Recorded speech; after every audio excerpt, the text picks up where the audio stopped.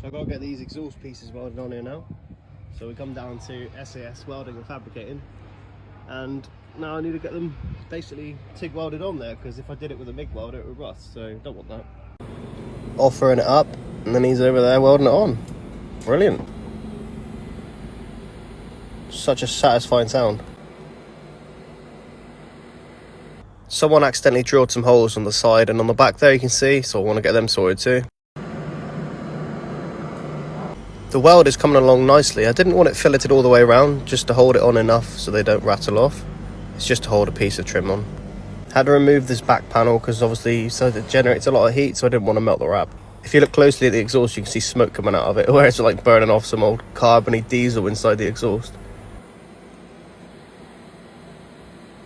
Next, you had to drill these out a little bit so we could actually fillet it in properly.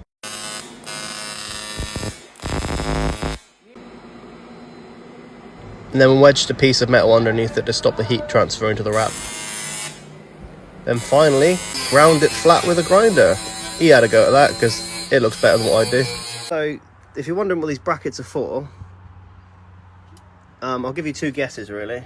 You may guess it, you may not. I'm not good at TIG welding. I can't do TIG welding.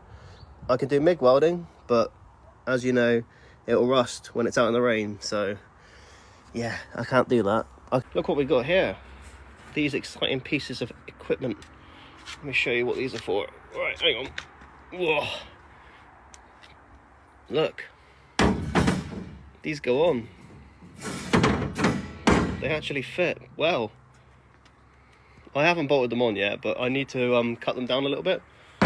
Basically because the back of them, I don't like this serrated edge here. I want to get that flush. So yeah, that goes on there. Obviously it doesn't sit right down there. I've managed to get it so it'll bolt up there or whatever. So it's got a small gap in the bottom. But yeah, they'll basically be going on there like that. And now these brackets are on there. She just bolts up. Why do I need these on it? Two reasons. First reason, when you've got something in the back here, or say if I'm sat in the back and I'm doing some truck spotting, because that's what I want to do with it, you'll find that I don't want to burn myself on this. So if I lean up against it or something, I'm not going to touch this hot exhaust because it gets hot.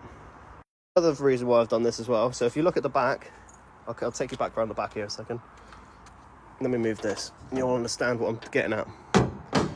So there, right, that looks nice.